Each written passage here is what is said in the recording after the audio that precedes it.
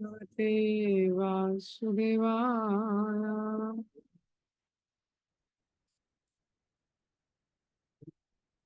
भगवते वासुदेवाय।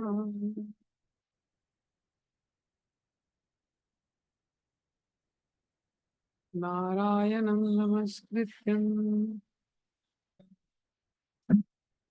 नरं चैव नरोत्तमं देवीं सरस्वतीं व्यासं ततो जयमुदीरये। नष्टप्रायेषु भद्रे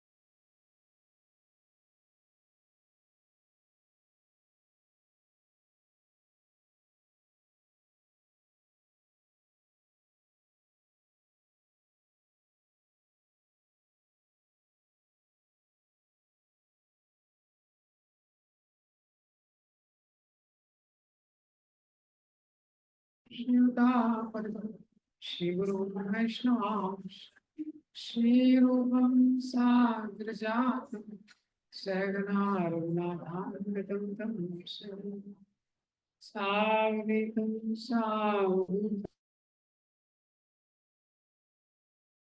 परिजनां सहितं कृष्ण चैतन्य विशाखान्वितांश्च नमामि।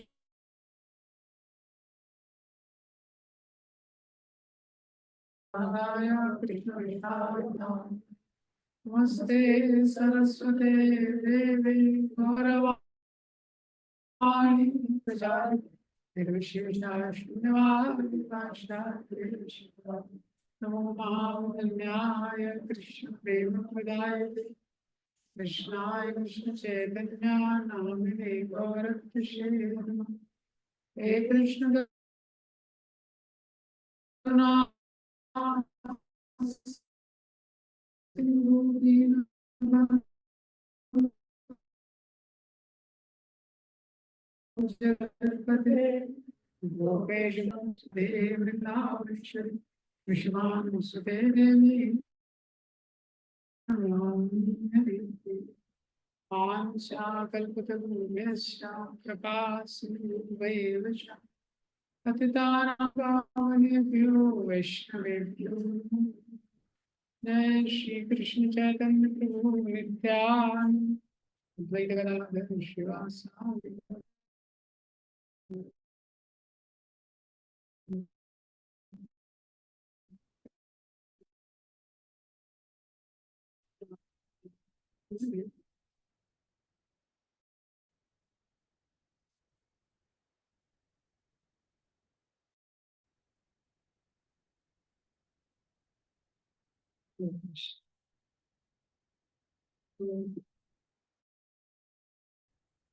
भगवद गीता का 3.8 जो पहले देख रहे थे तो पहले ऑर्गेनाइज की शॉर्ट डिस्कशन करना है।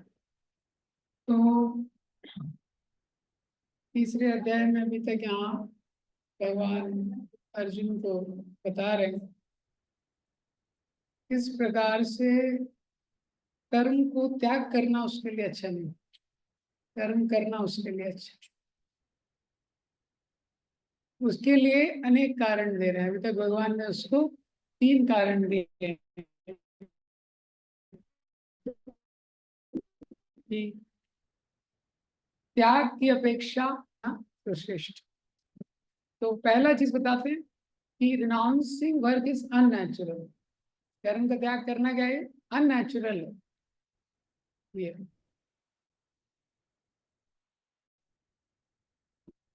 नहीं कश्चित क्षण अपनी जातु तिष्ठति अकर्म।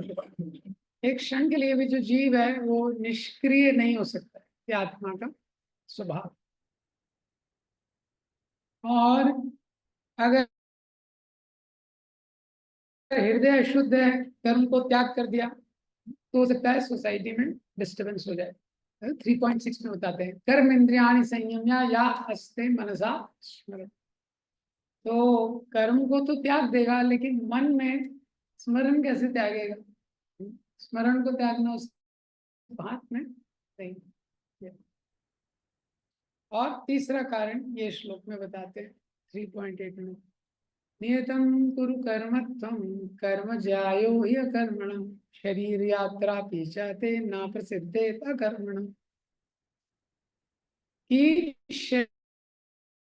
शरीर का निर्वाह करने के लिए भी किसी को कुछ ना कुछ कर्म करना ही होता है। इसीलिए यहाँ तक कुल मिला के भगवान ये बता रहे हैं कि तुम अपना प्रिस्क्राइब ड्यूटी करो, शास्त्र में तुम्हारे लिए जो प्रदत्त कर्म है उसको करो। तो उससे क्या होगा? जो प्रिस्क्राइब ड्यूटी है उसको करने से हृदय शुद्ध होगा, उसको करने से हृदय शुद्ध होगा। हृदय कैसे शुद्ध होता है? क्योंकि पहला चीज क्या है कि जब वो शास्त्र में दिए गए चीजों का पालन कर रहा है तो किसी एक अथॉरिटी को एक्सेप्ट कर रहा है, किसी एक अथॉरिटी को एक्सेप्ट कर रहा है अपने ऊपर। ये सबमिशन टू अथॉरिटी उसको प्योरीफाई करता है। जैसे एक तरीका है, जैसे आपने गांव में देखा है, गांव में जब बिजली नहीं रहती है लोग इलेक्ट्रिक कनेक्शन नहीं लेते हैं, वो तार डायरेक्ट मेन तार पे डाल देते हैं। वो भी एक तरीका है, उससे भी लाइट आ जाएगी आपके घर पे, लेकिन वो इलीगल तरीका है। दूसरा तरीका है इलेक्ट्रिक कनेक्शन लीजिए, मीटर लगवाइए, ये दूसरा तरीका है। इसी तरह जब कर्म कांड के सिद्धांत को भी व्यक्ति स्वीकार करता है, उसको इस संसार में भोग करना है, एंजॉय करना है, लेकिन शास्त्र के नियम को स्वीकार करता है, तो उसमें थोड़ा शुद्धिकरण होता है। और वही अब बिना अपने मन माने तरीके से करता है तो कुछ शुद्धिकरण उसमें नहीं होता। तो क्योंकि इसमें शास्त्र इन्वॉल्व हो गया है, शास्त्र के नियम इन्वॉल्व हो गए, तो इसमें धीरे धीरे क्या होता है? शुद्धिकरण। इसलिए यहाँ तक बता रहे हैं अब जो प्रिस्क्राइब ड्यूटी है उसको करने में उसको ध्यान रखना चाहिए कुछ चीजों का। तो पहला, व्यक्ति को इस प्रकार का ऑक्यूपेशन चुनना चाहिए जिसमें 4 नियम नहीं टूटने चाहिए, 4 रेगुलेटिव प्रिंसिपल्स ब्रेक नहीं होने चाहिए। कोई जॉब कर रहा है, कुछ भी कर रहा है, उसमें 4 रेगुलेटिव प्रिंसिपल्स ब्रेक नहीं होने चाहिए, वो उसको ध्यान रखना चाहिए। कि पुणे में उस हमारे टाइम पे एक स्टूडेंट था, तो वो जॉब करता था, लेकिन जो सॉफ्टवेयर, कुछ एक सॉफ्टवेयर पे जॉब करता था कंपनी में, वो जो कुछ उसने सॉफ्टवेयर बनाया वो स्लॉटर हाउस में यूज होता था। ये मैं 2008 8-9 का बात होता, स्लॉटर हाउस में यूज होता था। उसने बताया प्रोग्राम वाला छोड़ दो जाए ये जिसमें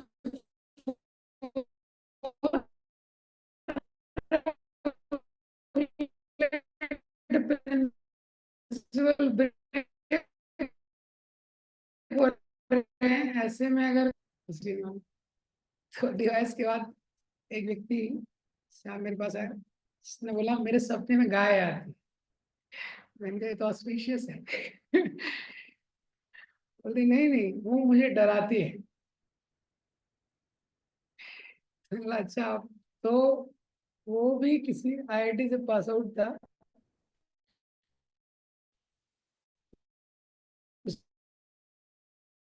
उसने लेदर लेदर इंजीनियरिंग किया, तभी लेदर फैक्ट्री किया। तो उसमें जब पूछा कहाँ जॉब करते हैं क्या है, तब मुझे कनेक्शन लगा। तो ऐसा ऑक्यूपेशन चुनना चाहिए जिसमें 4 नियम जो है ब्रेक ना हो। दूसरा इंपॉर्टेंट चीज है, इसके प्रैक्टिकल एप्लीकेशन में आ रहा हूँ मुझे 3.8 का प्रैक्टिकल एप्लीकेशन। हर व्यक्ति को अपना जो जीवन है, कोई भी व्यक्ति है जॉब कर रहा है कुछ कर रहा है, पहले दिन से अपने लाइफस्टाइल को थोड़ा सिंपल रखना चाहिए। तो अपने जीवन को सरल रख के क्या होता है, जब तक व्यक्ति कुछ नौकरी नहीं करता है कुछ नहीं करता है तब तक तो पैसे ही नहीं है तो बेचारा करेगा क्या। जैसे ही जॉब करना शुरू करता है तो ना तो सेविंग करता है और ना लाइफ स्टाइल सिंपल करता है। तो कुछ सेविंग होना चाहिए, लाइफ स्टाइल सिंपल होना चाहिए, शुरू से ही उसको सिंपल लाइफ स्टाइल। और उसको देखना चाहिए कि कैसे, अब मैंने अपना जॉब स्टार्ट कर दिया है, मैं प्रभुपाद जी के मिशन को स्प्रेड करने के लिए क्या कंट्रीब्यूशन कर सकता हूँ अपनी वर्तमान स्थिति से। हाँ, ये उसको देखना चाहिए।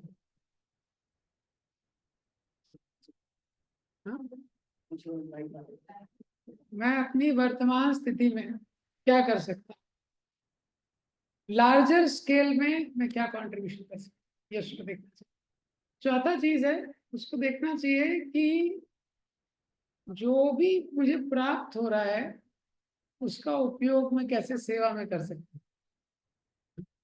तो जो प्रिस्क्राइब ड्यूटी का कॉन्सेप्ट है, इसमें केवल ये नहीं है कि ठीक है कोई भी व्यक्ति अपना कर्तव्य कर रहा है उसका शुद्धिकरण होता रहेगा, उसमें थोड़ा डिटेल इन्वॉल्व, ये सारे डिटेल इन्वॉल्व।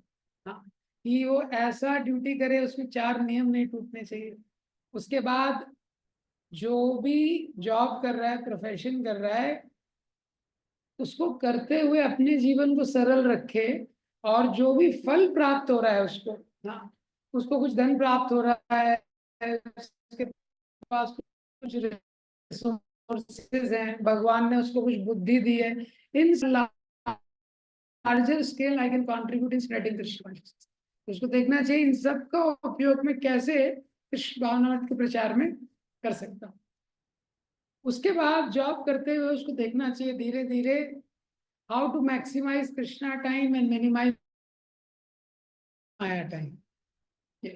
कोई व्यक्ति बोले अरे मैं तो रोज ही जॉब कर रहा हूँ, मेरे पास तो समय ही नहीं, समय कहाँ है, जब करने के लिए समय कहाँ है, पढ़ने के लिए समय कहाँ है, उसको थोड़ा बुद्धि का उपयोग करना चाहिए। इतने सारे पुणे में तो बहुत सारे ऐसे सिचुएशंस, बहुत सारे, क्योंकि बहुत सारे डिवोटीज भी हैं, कंपनीज में लंच टाइम में डिवोटी साथ में आते, उसी टाइम में बुक रीडिंग कर लेते हैं। हाँ, हम लोग बुक रीडिंग के टाइम पे लंच कर लेते हैं, लंच के टाइम पे 10-15 मिनट में लंच खत्म हो जाता है, लंच ब्रेक लंबा रहता है। तो मैं ये अपने कॉलेज, जब मैं कॉलेज टाइम में तब से का बता रहा हूँ, तो अभी तो और बढ़ गया होगा। तो बहुत सारे डिवोटीज एक कंपनीज में आते हैं वहाँ पे, तो वो यूटिलाइज कर लेते हैं। तो वन हैज टू यू देखना चाहिए अपने इंटेलिजेंस को यूज करके कि मैं किसी भी जॉब कहाँ पे मैक्सिमाइज कृष्णा टाइम भगवान कर सकते और मिनिमाइज माया, इसको सोचना बहुत इम्पोर्टेंट। और सबसे एक इम्पॉर्टेंट चीज है जो सबके लिए इम्पोर्टेंट है, नो क्लटर ड्यूरिंग चैंटिंग। ये व्यक्ति को सोचना, नो क्लटर, कोई भी कहीं पे भी है, कोई भी जॉब कर रहा है कुछ कर रहा है, उसको देखना चाहिए चैंटिंग उसको अच्छे से करना है, चैंटिंग में कोई डिस्टर्बेंस नहीं होना चाहिए। कैसे समय निकालना है कब निकालना है उसमें उसको पूरी बुद्धि का उपयोग करना चाहिए। चैंटिंग बहुत इंपॉर्टेंट चीज है, कैसे हम लोग नाम जप का आश्रय ले रहे हैं, ये बहुत कुछ हमारे भक्ति जीवन को निर्धारित करता है। नाम जप में अगर कैजुअल नाम जप के बीच में मोबाइल चेक कर रहे हैं और भी अलग अलग डिस्ट्रैक्शन, ये भक्ति के लिए बड़ा प्रॉब्लम है। तो कोई भी जॉब कर रहा है उसको देखना चाहिए नो क्लटर ड्यूरिंग चैंटिंग, जब बिना किसी डिस्टरबेंस के होना चाहिए। उसके बाद एक्सक्लूसिव टाइम होना चाहिए जब के लिए।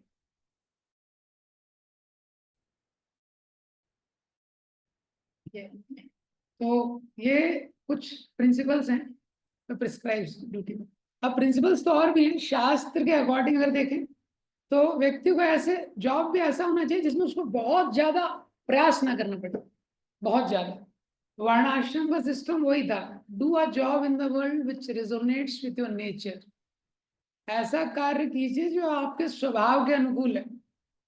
हाँ, अभी किसी का बेचारे का टेक्निकल दिमाग दिमाग नहीं है और टेक्निकल कंपनी में टेक्निकल डिपार्टमेंट में चला गया है। हाँ, और उसको कुछ क्लिक ही नहीं करता है, उसको आइडिया नहीं आएगा। ऐसा है ये। और जो आर्टिस्टिक है बहुत, जिसका दिमाग कहीं बहुत चलता है, वो कहीं क्लरिकल जॉब में चला गया। अब सुबह से शाम तक बैंक में वो भरवा रहा है कि ये भरो, एंट्री करो। अब वो आर्टिस्ट है तो वहां वो फ्रस्ट्रेट रहता है,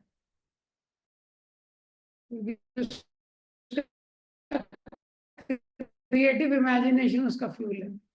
तो ऐसा कितना हो सकता है आज की डेट में, ये तो ये भी एक इम्पॉर्टेंट चीज है।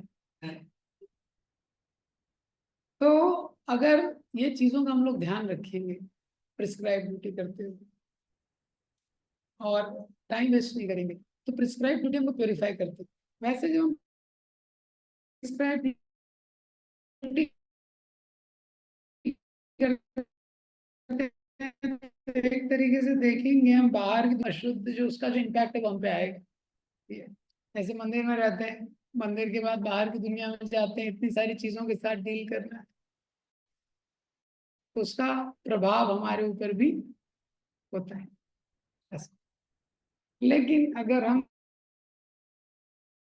ये इन चीजों का ध्यान रखें, सबसे इम्पोर्टेंट है डिवोटी की लाइफ में, बहुत इम्पोर्टेंट है कि टाइम वेस्ट ना करें। टाइम वेस्ट ना करें, इस ये भी एक कारण है ये बताने का कि इमेच्योरली रिनाउंस नहीं करना चाहिए, क्योंकि प्री मैच्योरली रिनाउंस कर दिया, समय का उपयोग नहीं कर पाता फिर व्यक्ति। जॉब में तो बॉस की कृपा से हो जाता है, वो लगा के रखता है। तो इसीलिए क्यों, समय भगवान का सबसे इम्पोर्टेंट गिफ्ट है लिविंग एंटिटी के लिए। जब हम समय वेस्ट नहीं करते, when you don't waste time, Krishna will give you more time. हमेशा लगता है थोड़ा समय कम है ना? हर किसी को लगता है 8th डे होता वीक में तो अच्छा रहता, 7 दिन में काम नहीं चल रहा। If you don't waste time, Krishna will give us more time. यही प्रिंसिपल है। समय काल जो है भगवान की एक शक्ति है, जब उसका बड़े ध्यान से हम सदुपयोग करते हैं तो सदुपयोग करने में ये एक बहुत इंपॉर्टेंट प्रिंसिपल है, प्रायोरिटाइजेशन। तो समय तो हर कोई बोलेगा मैं तो दिन भर लगा हुआ हूँ, कोई ऑटो चला रहा है वो भी दिन भर लगा हुआ है, कोई रिक्शा चला रहा है वो भी दिन भर लगा हुआ है।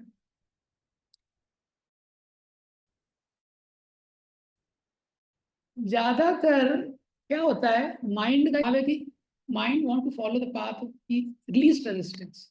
तो हम प्रायोरिटी वाली चीजें नहीं करते, जो इजी चीज होती है वो करते हैं। हाँ, जैसे प्रसाद लेना, ये इजी है कि डिफिकल्ट है? इजी है। हाँ, रेस्ट करना इजी है डिफिकल्ट है? तो क्या होता है, हम प्रायोरिटी वाली चीज नहीं करते। अगर समय का सदुपयोग करना है तो प्रायोरिटी में प्रायोरिटाइजेशन करना बहुत इम्पोर्टेंट। आगे आज मेरा दिन है, मेरी first second third fourth priority क्या है, ये। तो जब इम्पोर्टेंट चीज नहीं करते तो दिन तो चला जाता है, कहीं यहाँ टहल रहे हैं, किसी से बात कर रहे हैं, किसी का फोन आ गया तो उस पर चर्चा हो रही है, और फिर माला निकलती है रात के 10 बजे वापस। हाँ, ऐसा होता है। फिर लगता है कि पढ़ने का तो समय ही नहीं मिल रहा है। तो इसका मेन कारण क्या है, प्रायोरिटी मैनेजमेंट नहीं करते। अगर हम प्रायोरिटी को, क्या होता है, कुछ कामों को एक्सक्लूसिवली करना होता है, और प्लानिंग का एक सिद्धांत है कुछ चीजों को क्लब करना होता है, ये। तो अगर इंपॉर्टेंट चीज है उसको एक्सक्लूसिव करना है, श्रवणम कीर्तनम विष्णु स्मरणम पाद सेवनम, एक्सक्लूसिव चाहिए। रीडिंग है, हियरिंग है, चैंटिंग है, ये एक्सक्लूसिव चाहिए। तो ये क्या करती है, हमारी आत्मा को पोषण देती है, सोल नरिश होता है। और कुछ चीजें हैं, जैसे ठीक है आज 10 लोगों से बात करनी है, हाँ, तो पहले तो उसका उसको थोड़ा प्लान कर सकते हैं, आज किस किस से बात करनी है, कब करनी है, तो एक साथ हो जाएगा, किस किस को व्हाट्सअप करना है। तो जनरली क्या होता है, जो एक्सक्लूसिव चीज है हम उसको इंक्लूसिव बना देते हैं। तो कुछ भक्त ड्राइविंग के साथ चैंटिंग करते हैं, मोबाइल के साथ चैंटिंग करते हैं। हाँ, ऐसे ही रीडिंग हियरिंग जो है उसको हम इंक्लूसिव कर देते हैं। एक बार एक्सक्लूसिव हियरिंग हो गया तो इंक्लूसिव हियरिंग भी अच्छा है, लेकिन प्रिंसिपल उल्टा है। और क्या होता है, सुबह से जैसे अगर प्लान नहीं है तो सुबह से अगर बाकी चीजों में लगे हैं तो क्या होता है, प्रायोरिटी वाली चीज नहीं हुई और माइंड थोड़ा दूसरी चीज में लग गया तो फिर उसको चैलेंज है।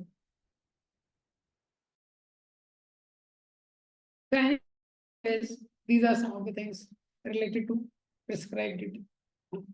तो इसके लिए बहुत इंपॉर्टेंट है ये थोड़ा प्लानिंग करना और एलिमिनेट और इंटीग्रेट, ये दो प्रिंसिपल है। क्या अननेसेसरी चीज को नहीं करना चाहिए, ऐसा नहीं है कि हमको सब कुछ करना है। तो ये पता होना चाहिए कि क्या नहीं करना है। तो जितना अच्छे से योजना पूर्वक दिन को हम व्यतीत करेंगे भगवान की सेवा करने में, उतना आत्मा को संतुष्टि प्राप्त होती है।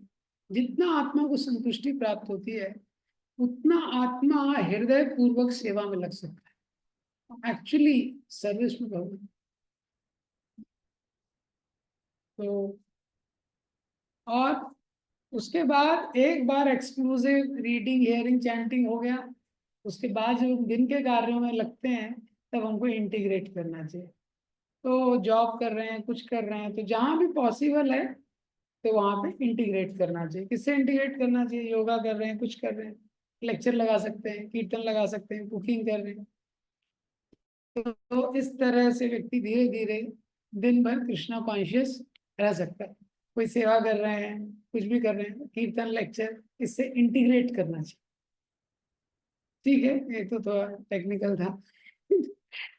तो आज माता सीता का सीता नवमी है और जानवा माता का भी आविर्भाव तिथि है। नित्यानंद प्रभु के जो कॉन्सोर्ट है, मधु पंडित का तिरुभाव जी का तिरुभाव तिथि है। माता सीता का अपीयरेंस है आज। और रामायण में माता सीता का जो चरित्र है तो उसके बारे में थोड़ा सा क्या करेंगे, बहुत विशेष। वैसे भी हम लोग यहाँ गोरखपुर में है, ये अयोध्या का ही पार्ट है, हम अयोध्या में ही बैठे हैं। जैसे 84 कोस ब्रज में, वृंदावन के अलावा भी बहुत दूर तक आता है, अलीगढ़ ये वो सब 84 कोस में आता है। इसी तरह ये जो गोरखपुर है ये अयोध्या में आता है। तो अयोध्या में बैठे हैं और आज माता सीता का आविर्भाव। तो माता सीता का जो माता सीता राधा रानी का ये एक्सपेंशन है, कि उनका जो चरित्र है बहुत विशेष है। ये तो रामायण भी पूरी विशेष है। वैसे भी रामायण को स्त्री प्रसंग बोला गया है, स्त्रियों का प्रसंग। तो एक स्त्री कैकेयी, उसने भगवान राम की सीट छीन ली।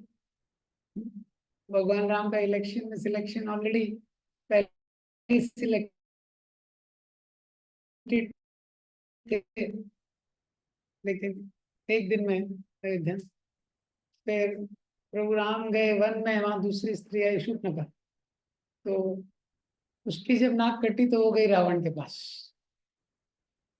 हाँ, और उसको बताया माता सीता के सौंदर्य के बारे में। तो फिर तीसरी स्त्री माता सीता, जिसका अपहरण रावण ने किया। फिर आगे का पूरा रामायण उस पे हो। सीता माता का जो जीवन है, सीता माता को इस पूरी सृष्टि की सहन शक्ति का मूर्तिमान स्वरूप कहा जाता है। तो सीता माता ने बहुत सहन किया है। रामायण में जब प्रभु राम आते हैं 9th कैंटो में, 2 चैप्टर है भागवतम। मर्त्यावतारम मर्त शिक्षणम, इस मनुष्य के शरीर में उन्होंने अवतार लिया सबको शिक्षा देने के लिए कि देखिए संसार में आसक्ति में बड़ा दोष है, आसक्ति से बड़ा कष्ट होता है।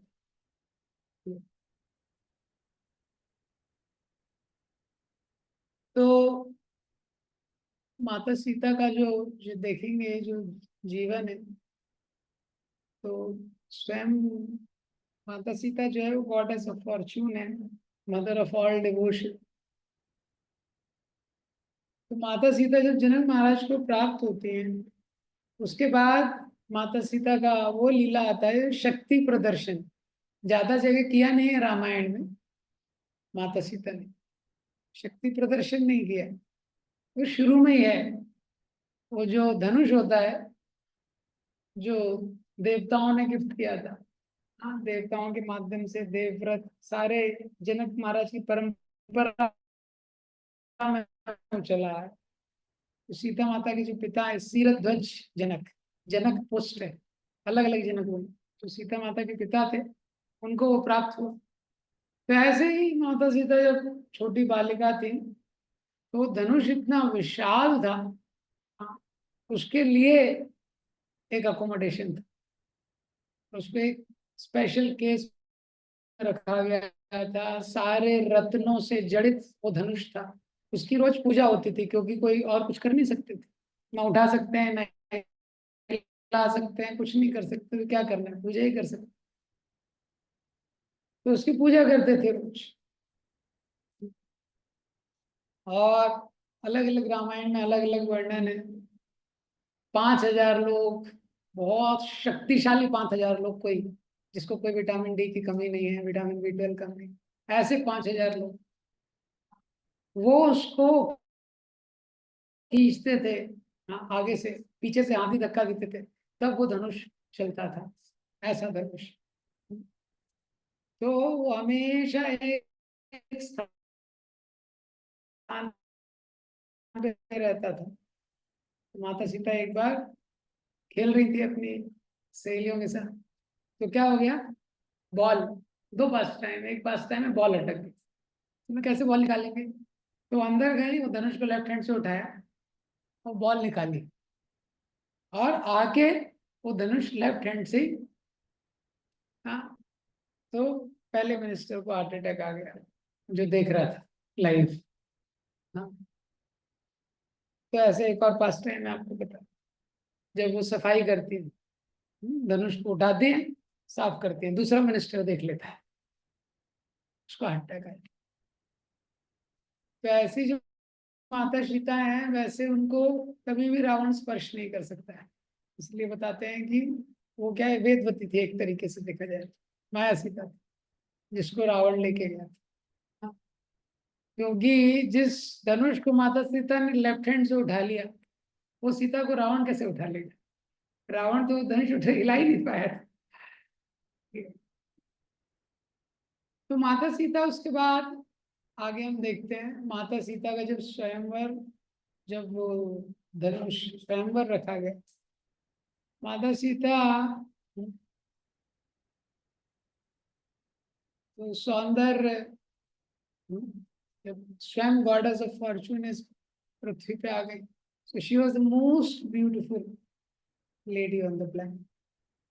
तो जब माता सीता का स्वयंवर था, सारी पृथ्वी से सारे बड़े बड़े राजा, और यहाँ तक कि रामायण में वर्णन है कि गंधर्व, ऊपर के लोगों के सेलेस्टियल डेनिजन भी आए थे माता सीता को प्राप्त करने के लिए स्वयंवर, सेलेस्टियल डेनिजन।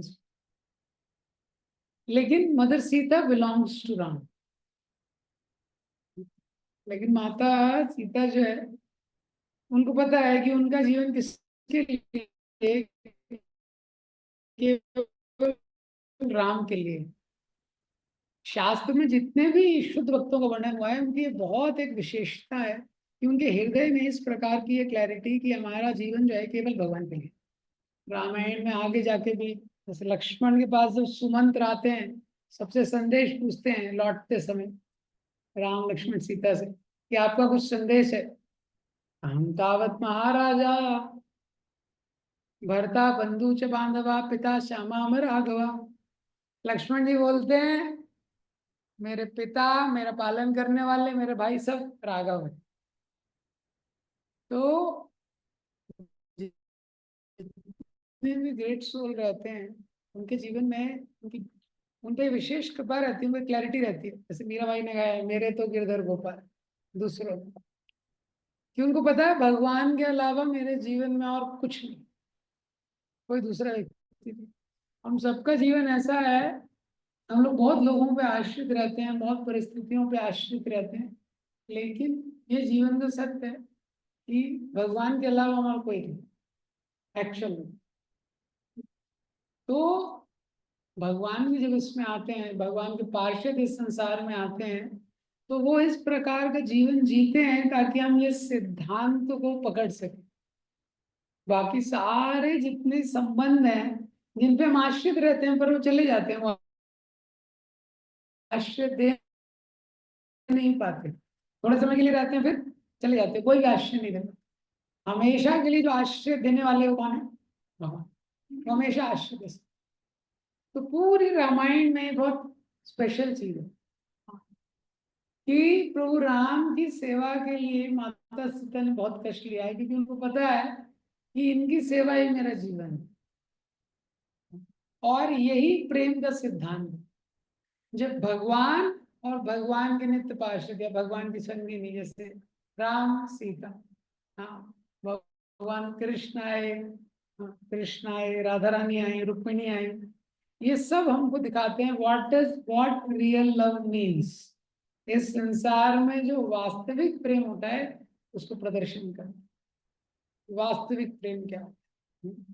तो उसके लिए ट्रिबुलेशन इज द प्राइस, बहुत प्राइस पे करना पड़ता है।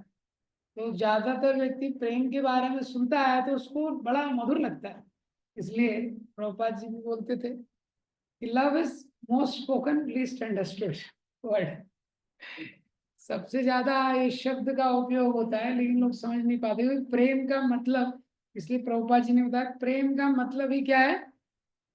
सेवा। प्रेम का मतलब क्या है? सेवा है। तो माता सीता का जैसे ही प्रभु राम से संबंध हुआ उसके बाद देखेंगे कि पूरा जीवन उन्होंने भगवान की सेवा में लगा दिया। तो एक राजा की पुत्री थी, जनक महाराज के यहाँ इतने विशाल महल में रहती थी ये। तो संसार का कोई भी जो कष्ट है उसको, उसका ना दर्शन ना अनुभव किया नहीं था माता सीता ने। सारे ऐश्वर्यों में उनका अपब्रिंगिंग हुआ। और जब विवाह हुआ तो from one palace to another palace, एक राजमहल से दूसरे राजमहल। तो मिथिला के राजमहल से कहाँ पे आ गई वो? हाँ, अयोध्या के राजमहल में आ गई। और अयोध्या के ऐश्वर्य का वर्णन सुनते हैं रामायण की, अयोध्या कितनी ऐश्वर्यशाली थी। लेकिन वहां पे एक दिन जैसे ही कैकेयी वो दोनों वचन मांगती है, तो जब वो दोनों वचन मांगती है, पहला है कि राम, भरत का राज्याभिषेक प्रभु राम को 14 वर्ष का। तो प्रभु राम अब आते हैं माता कौशल्या के पास, सबको बताना शुरू करते हैं। तो भगवान राम का जो कैरेक्टर है रामायण में बहुत ही आदर्श, बहुत ही जेंटलमैनली, अनअफेक्टेड पर्सनैलिटी।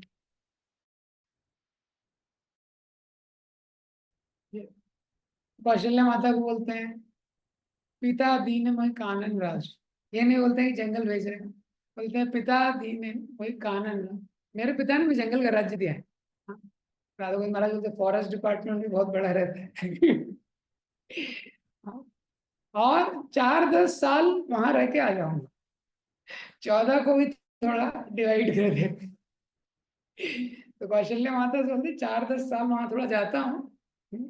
और बोलते हैं अरे मेरे मन में तो कब से इच्छा थी, ऋषि मुनियों का संग मिलेगा, साधुओं का संग दुर्लभ रहता है, सिटी में तो कितना झंझट है।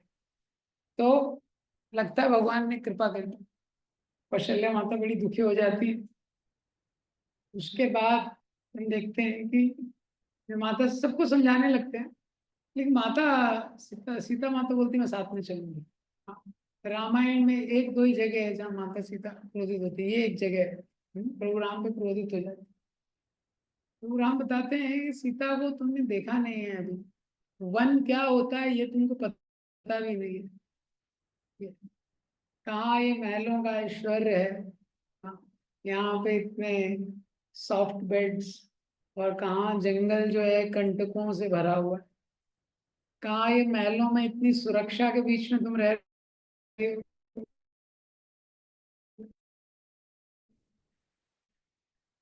और जंगल में इतने तो वहां पे कैसे रहोगे तुम? अभी महलों में रोज फीस्टिंग चल रहा है, रोज 56 भोग चल रहा है, और वन में तो केवल कंदमूल खा के। कंदमूल में क्या रहता है? हाँ, फॉर्म रहता है। कोई टेस्ट नहीं रहता है कंदमूल। खाया है कंदमूल? हाँ, चित्रकूट में जब परिक्रमा करते हैं ना तो वो बेचता है, चित्रकूट की परिक्रमा में बेचते हैं कंदमूल। हाँ, मैं छोटे में जब मैं कर रहा था तो बेच रहा था। हाँ, कि राम जी ने जो फल खाया उसको खाई राम जी। मैंने कहा, अच्छा तो राम जी ने फल खाया है तो हम भी खाएंगे। हाँ, तो 10 के 2 दे रहा। तो मेरे साथ मेरे भैया थे, बोले नहीं नहीं, 5 का 1 दो। अरे मैंने कहा राम जी ने फल खाया है उसमें भी आप नेगोशिएशन कर रहे हो? हाँ, 10 के 2 ही तो दे रहा है। तो नहीं नहीं, 5 का 1 तो 1 लिया। उसको थोड़ा सा तोड़ा, फिर मुझे दिया। थोड़ा सा उन्होंने खाया, फिर मैंने खाया, बोले और चाहिए? मैंने कहा नहीं, अच्छा हो गया। कोई स्वाद नहीं रहता उसमें। प्रभु राम ने बोला हुआ कंदमूल खाना पड़ेगा। हाँ, यहाँ तो रोज मेनू चेंज हो रहा है। ये तो कैसे तुम वहां पे रहोगे? कैसे? माता सीता बोलती हैं, I came to Ayodhya not for opulences but to serve you. I came to Ayodhya not for opulences but to serve you. तो ये स्पेशलिटी है भगवान के। जो पार्षद है उनके हृदय में एक क्षण के लिए भी विस्मृति नहीं होती है वो क्यों है, वो यहाँ पे क्यों है, उनके जीवन का उद्देश्य। और ये जीवात्मा का स्वभाव रहता है, हम भूल जाते हैं। आगे माता सीता बोलती हैं, with you hell is heaven, without you heaven is hello. आपका संग रहेगा तो जंगल भी, हाँ, तो जंगल भी अयोध्या से बेटर है मेरे लिए, और आपके बिना अयोध्या भी वन हो जाएगा मेरे लिए। ये तीसरा क्लैरिटी भगवान के पार्षद को बहुत क्लियर है कि what is really valuable thing in this world. माता सीता इस संसार में हमको दिखाती हैं अपने चरित्र से इस संसार में किस चीज का चुनाव करना है, क्योंकि मनुष्य का जीवन चुनाव पे डिपेंड करता है। राधानाथ महाराज का एक कोट पढ़ रहा था, real austerity means to make the right choices in life. तो किस चीज का चुनाव करना इनके हृदय में बहुत क्लियर रहता है। तो हर परिस्थिति, कोई भी परिस्थिति में आप उसको डाल दो, वो भगवान को ही चुनते हैं। हर परिस्थिति वो भगवान को चुनते हैं। बद्ध जीवात्मा क्या है, उसी में कंफ्यूज हो जाता है। कि भगवान को चुनता है 90% किसी और चीज को चुनता है, भगवान का चुनाव नहीं करता। स्वभाव, चाणक्य पंडित ने नीति श्लोक में बताया है कि जैसे जिस व्यक्ति को पहचान नहीं है हीरे मोती की और जो साधारण कांच होता है उसमें वो अंतर नहीं कर पाता है, क्या करता है, कांच के टुकड़ों को लेके अपने आप को सजा लेता है। कांच के टुकड़ों को लेके सारा अपना डेकोरेशन कर लेता है, और हीरे जवाहरात रास्ते पे बिछे हुए। लेकिन वही व्यक्ति जब ज्वेलर्स की मार्केट में जाएगा, जौहरी के पास, तब उसको पता चलेगा ये जो मैंने पहन रखा है इसका कोई वैल्यू नहीं है, इसका जीरो वैल्यू है, इसका कोई वैल्यू नहीं। इसी तरह है मनुष्य जन्म में अगर हम भक्ति को वैल्यू नहीं दे पाए, भगवान को वैल्यू नहीं दे पाए, फिर यहाँ से जब ऊपर जाएंगे तो ऊपर पता चलेगा यहाँ जितना बिजनेस किया, संपत्ति इकट्ठी की, और जो जो भी गोलमाल यहाँ पे किया है, हाँ, जो चीजें एकत्रित की हैं, यहाँ का मकान, यहाँ की फैक्ट्री, उसको तो हमने नीचे ही छोड़ दिया, उसको उसके लिए टाइम ही नहीं दे पाया। So Mother Sita is setting the foundation for all living entities to teach us what is of real value in this world. इसलिए भगवान के पार्षद इस संसार में आते हैं इस चीज को दिखाने के लिए कि जीवन में वास्तव में किसका मूल्य है। ये बहुत महत्वपूर्ण चीज है हमारे हृदय में इसको धारण करने के लिए, इसको हम एक्चुअली वैल्यू करते हैं। भगवान का नाम, भगवान की कथा, वैष्णव की सेवा, इसको हम कितना हार्ट में एक्चुअली वैल्यू करते हैं। परीक्षित महाराज की जब मृत्यु होने वाला था, हाँ, तो उसके बाद सुखदेव गोस्वामी का आश्रय लिया। वहां पे दो प्रश्न वो करते हैं, what is the duty of every living entity and what is the duty of a dying man. इस संसार में जो व्यक्ति मृत्यु होने वाला है उसका क्या कर्तव्य, और इस संसार में सारे जीवन के लिए करने योग्य क्या कर्तव्य। दो प्रश्न किए, प्रश्न दो हैं लेकिन उत्तर एक ही है। श्रोतव्या कीर्तितव्यश्च ध्येय पूज्यश्च नित्यदा। इसका पहला लाइन क्या है इस श्लोक का?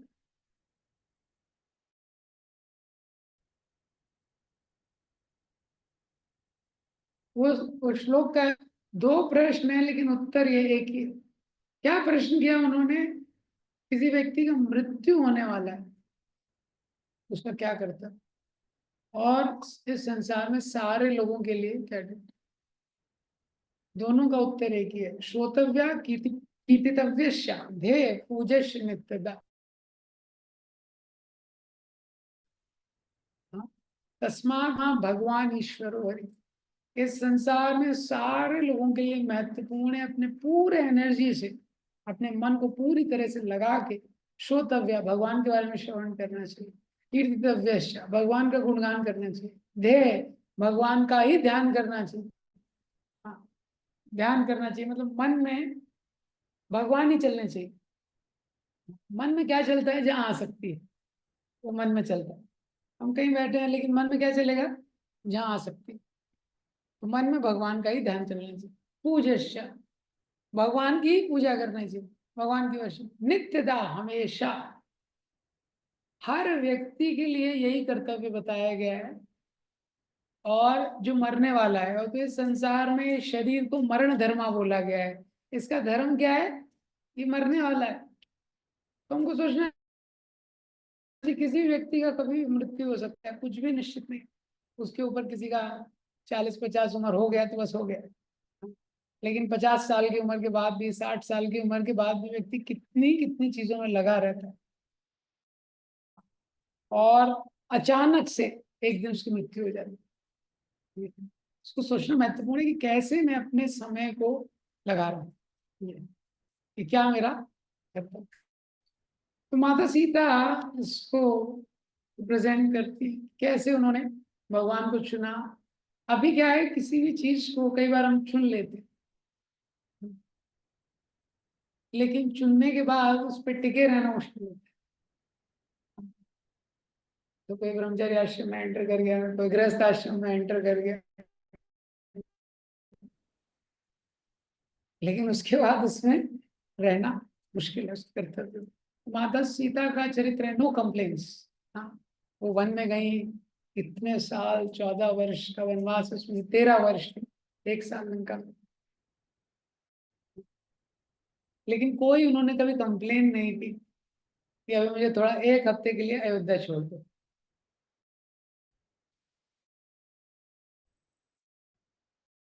हाँ, 1 हफ्ते के लिए मुझे थोड़ा मिथिला छोड़ दो, 15 दिन चित्रकूट में। हाँ, और 15 दिन, क्योंकि जब वनवास हो रहा था तो कौशल्या माता बोलती हैं प्रभु राम से, इसको समझाओ, सीता जानती नहीं है वन का कष्ट क्या है। कहीं भी रह सकती है, अयोध्या, अयोध्या में रह सकती है, इसको जनक महाराज के यहाँ मिथिला में जाना, मिथिला में रह सकती है, लेकिन इसको समझाओ, सीता बहुत सुकुमारी है, ये वन का कष्ट नहीं है। लेकिन माता सीता, अभी भी आप जाएंगे राम शैया वो देखते हैं ना, राम शैया, कोमल गद्दा नहीं, कोई मॉस्किटो नेट नहीं, कोई अरेंजमेंट। ये माता सीता का जो जीवन है उसमें हम देखते हैं कि माता सीता का विवाह, उसके बाद माता सीता अयोध्या में, उसके बाद अरण्य कांड, माता सीता राम और लक्ष्मण जी के साथ वन में। उसके बाद लंका कांड, माता सीता लंका में। उसके बाद उत्तर कांड, जब माता सीता वापस से अयोध्या में आती हैं। उसके बाद वाल्मीकि मुनि के आश्रम में रहती हैं। माता सीता ने अपने जीवन के हर पड़ाव में प्रभु राम को पहली प्रायोरिटी रखा। ये भगवान के नित्य पार्षदों का एक और लक्ष्य। तो हमारा जीवन ये नित्य परिवर्तनशील है और ये अलग अलग फेजेस में जाते रहता है। जैसे ही हमारा जीवन किसी भी फेज में जाता है, हम देखते हैं कि हमारी प्रायोरिटी चेंज होने लगती है। और ज्यादातर जो बद्ध जीवात्मा है वो भक्ति पे कॉम्प्रोमाइज करता है। जब स्टूडेंट्स के एग्जाम आते हैं तो माला डाउन होती है, प्रभुपाद बुक रीडिंग डाउन होती है। और जॉब में जब डेडलाइन होती है तब क्या होता है, तभी भी माला ही डाउन होती है। हाँ, प्रभुपाद बुक कम। वो खाना कम नहीं करता है, वो सोना कम नहीं करता है, बाकी कुछ कम नहीं करता है। फिर किसी व्यक्ति का विवाह हो गया, क्या होगा, क्या डाउन होता है, माला डाउन होती है। हाँ, प्रभुपाद बुक रीडिंग।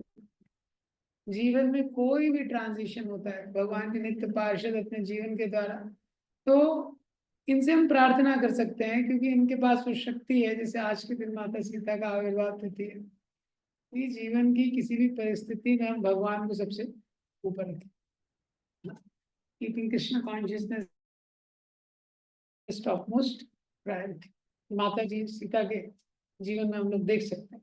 ये माता सीता का जो जीवन है, स्त्री के लिए, पुरुष के लिए शक्ति किसमें होती है? The strength of man is celibacy, the strength of women is chest. माता सीता जो है वो चेस्टिटी का एम्बलम है। उनके जीवन में no second alternative except pleasure of a supreme lord, ये दूसरा ऑल्टरनेटिव नहीं। तो जब माता सीता यहाँ से लंका में जाती है, तो लंका में आप देखिए, लंका में क्या स्थिति है। लंका इतनी ज्यादा बहुत सुंदर नगरी है, सोने से बनी हुई है, बहुमूल्य रत्न लगे हुए हैं, बड़े बड़े विशाल महल हैं, और इतनी सुंदर है कि हनुमान जी कंफ्यूज हो गए। कोई साधारण व्यक्ति नहीं, हनुमान जी कंफ्यूज हो गए। हनुमान जी सोचने लगे, जब लंका का पहली बार उन्होंने दर्शन किया, हनुमान जी सोचने लगे ये इंद्र की नगरी है क्या, हाँ कुबेर की नगरी है क्या। बोले इतना सुंदर तो मैंने कोई जगह देखा ही नहीं।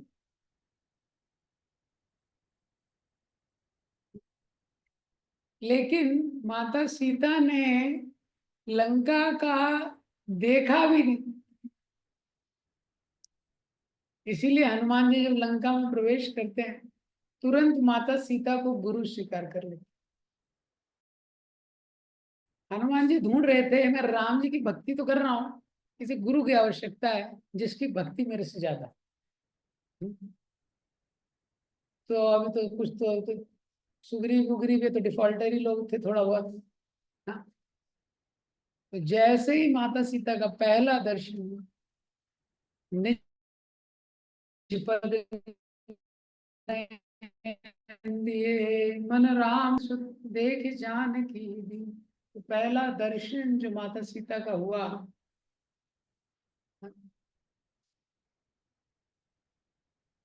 हनुमान जी को, वो कैसा हुआ? माता सीता ने लंका को देखा भी नहीं, एक भी बार रावण को देखा भी नहीं, लंका के ऐश्वर्य को देखा भी नहीं, स्वीकार करना तो छोड़। क्योंकि ये दृष्टि का स्वभाव है, जिसको ज्यादा देर देख लिया ना तो फिर लगेगा अपना हो जाए तो अच्छा। ये सुपर ये जो मॉल होते हैं ना, उसको वही कॉन्सेप्ट। पहले किराना की दुकान होती थी, जो चाहिए वो लेने जाता था व्यक्ति पहले से प्लान करके। लेकिन मॉल में देखता है, तो ज्यादा लेता है कम लेता है, ये सिद्धांत है। इसलिए हर चीज को नहीं देखना चाहिए, जो प्राप्त कर रहे हैं ना उसको ही देखो। इसलिए भगवान को देखना चाहिए। इधर उधर देखोगे, लगेगा देखने से कुछ नहीं होगा, नहीं देखने से बहुत कुछ होता है। तो जो क्या बता रहा था,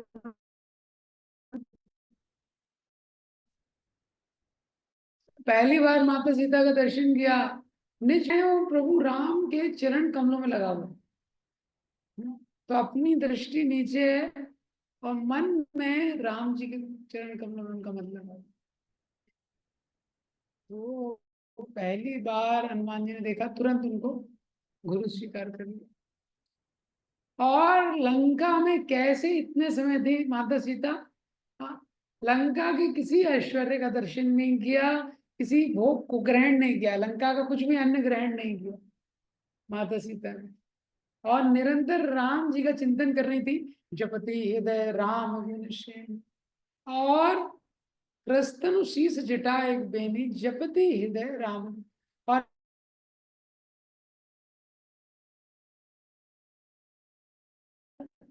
भगवान राम के नाम का जप कर रही थी ऐसे। वो निरंतर भगवान के नाम का जप कर रही थी और मन में भगवान का स्मरण हो रहा था। तो आइडियल जब ऐसा होता है, नाम रूप गुण लीला सब चल रहा है। जैसे शुद्ध भक्त होते हैं, जब जप करते हैं तो नाम में रूप गुण लीला छुपा हुआ है नाम के अंदर ही, ऐसा हो। तो जब नाम का जप करते हैं तो नेचुरली भगवान की लीला स्फुरित होने लगती है मन के अंदर। माता सीता का वही स्थिति था ये। तो माता सीता जो है वो गॉडेस ऑफ फॉर्चून है। इस संसार का जो भी समृद्धि है वो माता सीता के लिए। और वो अपने जीवन के द्वारा दिखाती हैं कि सारी समृद्धि का एक ही उपयोग है, प्रभु की सेवा। वही उनका सेवा। तो रावण की टेंडेंसी क्या है? इस संसार की किसी भी चीज को जब हम अपनी सेवा में लगाना चाहते हैं, वो क्या है? रावण का टेंडेंसी। रावण टेंडेंसी। और जो माता सीता है वो she is the source of all devotion. तो जो भी डिवोशन हमारे हृदय में है तो पूरी कृपा से। तो राधा रानी का एक्सप्लेनेशन है। तो उनसे हम प्रार्थना कर सकते हैं। आज के दिन माता सीता से प्रार्थना कर सकते हैं ताकि हम लोग भी स्पिरिचुअल लाइफ अच्छे से कर सकें और हमेशा भगवान को चुने। माता सीता जो है उनके बहुत सारे लीला है, लेकिन दो पास टाइम है जिसमें एक में श्री संप्रदाय के आचार्य ने कमेंट किया और एक ये है कि वो एक लिविंग एंटिटी को एक जगह represent करती है, जो पास टाइम है माया अमृत का। लक्ष्मण मना करते हैं लेकिन प्रभु राम क्या बोलते हैं? पहली बार सीता ने कुछ मांगा है, पहली बार सीता ने कुछ मांगा, तो इसलिए प्रभु राम ने बोला मैं उसको मना नहीं कर सकता। तो प्रभु राम पीछे जाते हैं, आपको पता है, उसके बाद लक्ष्मण पीछे जाते हैं, उसके बाद पूरी रामायण हो जाती है। हाँ, तो ये लीला है माता लिविंग एंटिटी को रिप्रेजेंट करती हैं और वो बताती हैं इस संसार में भगवान के अलावा, उनकी भक्ति के अलावा, भक्तों की सेवा के अलावा कोई भी और जो इच्छा है वो कितनी डेंजरस है। वो देखने में बड़ा आकर्षक लगती है, जैसे वो माया मृग लग रहा था, लेकिन प्राप्त होने में वो क्या डिलीवर करेगी? बहुत दुख डिलीवर करेगी। प्राप्त हो सारी भौतिक इच्छाओं का यही स्वभाव। कोई भी जो भौतिक इच्छा लगता है प्राप्त हो जाएगी तो अच्छा होगा, लेकिन प्राप्त होने के बाद बड़ा कष्ट हो। इसलिए भगवान से भगवान के अलावा और कुछ नहीं मांगना चाहिए। एक बार माता सीता ने मांग लिया था, उसमें देखिए इतना पास टाइम हो गए। एक बार सीता जी के मांगने में महाराज उदाहरण देते हैं, जैसे एक साधु था, वो बहुत थक रहा था, ऊपर जा रहा था, तो बोलता है कि भगवान हे राम घोड़ी दिला दे। तो थोड़े समय बाद वो घोड़ी प्रकट हो गई, पर वो जो घोड़ी थी वो प्रेग्नेंट थी। तो थोड़े समय तक गया उस घोड़ी के ऊपर, लेकिन उसके बाद क्या उसने she delivered a baby horse.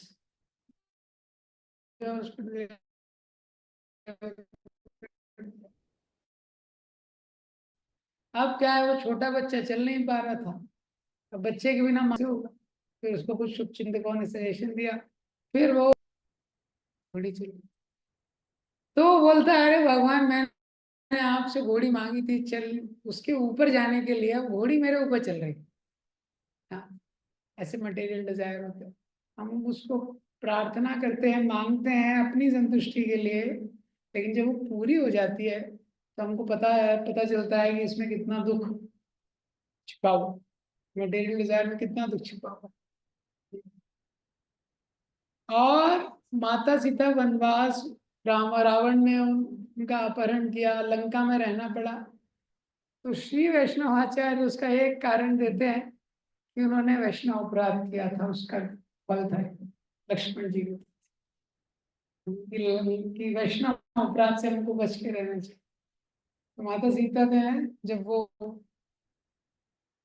Lakshman रेखा से पहले का लीला है, लक्ष्मण जी पे उन्होंने प्रश्न कर दिया कि आपकी दृष्टि में दोष है, आप मेरा भोग करना चाहते हैं। तो वो वैष्णव अपराध के कारण वो भगवान से दूर हो गए। वैष्णव अपराध कर देता है कोई तो भगवान से दूर हो जाता है। अपराध, राध मीन्स राधा रानी, अपनी उससे दूर, राधा रानी से दूर कर देता है, वैष्णव अपराध हो जाता है। तो ये वैष्णव आचार्य, श्री संप्रदाय के आचार्य, इसकी कमेंट्री में ये भी एक कारण देते हैं। ये माता सीता के हम लोग जीवन में देखते हैं हर परिस्थिति में। तो जब वो अयोध्या में थी तभी भी उनके मन में यही था कैसे भगवान की सेवा हो सकती। और उसके बाद जब वन में थी तभी भी वन में उनका केवल ही एक उद्देश्य था कि कैसे भगवान की सेवा हो सकती।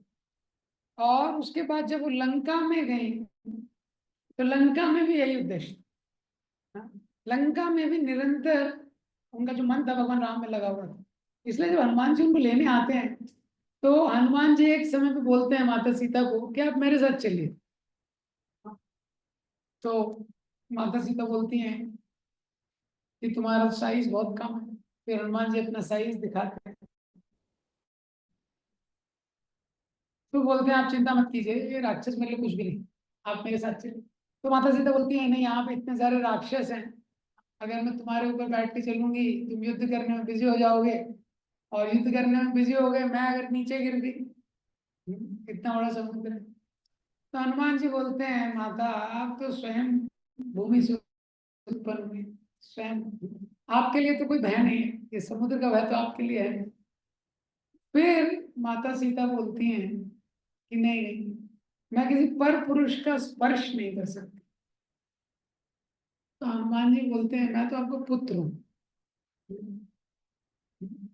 क्योंकि सबसे पहले हनुमान जी इतने छोटे फॉर्म में आते हैं और उनका उद्देश्य था, ये उद्देश्य भी था कि माता सीता मुझे अपना पुत्र बोले। तो जो बोलती है माता सीता, है सुत कपि सब तुम ही समान, जातु धान अति भट बलवान। है सुत, हे पुत्र सब तुम्हारे ही समान है क्या। तो बोलती है पुत्र, बोलते मैं तो आपका पुत्र हूँ, पुत्र का स्पर्श करने में कोई दोष नहीं। तो माता सीता मेन कारण था, तीसरा कारण कि मैं क्यों तुम्हारे साथ नहीं चलूंगी, इतिहास में प्रभु राम की कीर्ति पे कलंक लग जाए। तो लोग क्या बोलेंगे कि रावण अपहरण करके ले गया, रावण अपहरण करके ले गया, और उसके बाद जब रावण अपहरण करके ले गया तो प्रोग्राम बचा नहीं पाए। उसके बाद एक वानर है वो समुद्र के ऊपर से कूद के आया, हनुमान जी जो समुद्र लांग के आए, लंका में आए, और उन वो सीता को बचा के वापस लेके आए, बोले राम ने किया गया। तो माता सीता बोलती है कि ये जो कीर्ति है ये प्रभु राम के लिए, प्रभु राम को मिलनी चाहिए। तो वहां पे वो सोच रहे हैं कि कैसे प्रभु राम का कीर्ति स्थिर है। तब जब ये कारण हनुमान जी सुनते हैं, हाँ, तो से प्रभु राम को ये कीर्ति मिलनी चाहिए, तो फिर छोड़िए। इतना सब होने के बाद भी जब माता सीता वापस जाती है अयोध्या में, एक छोटा सा व्यक्ति प्रश्न कर देता है, वो भी आपस में चर्चा कर रहा होता है लेकिन प्रभु राम सुन लेते हैं। तो अगले दिन लक्ष्मण को बुलाते हैं, लक्ष्मण को सेवा देते हैं। वैसे ही माता सीता बोल रही होती है कि मुझे गंगा जी के तट पे भगवान के कौन कौन से आश्रम है, साधुओं के आश्रम में, उनको दर्शन करना है। तो वो बोलते हैं लक्ष्मण को, जाओ सीता को लेके जाओ।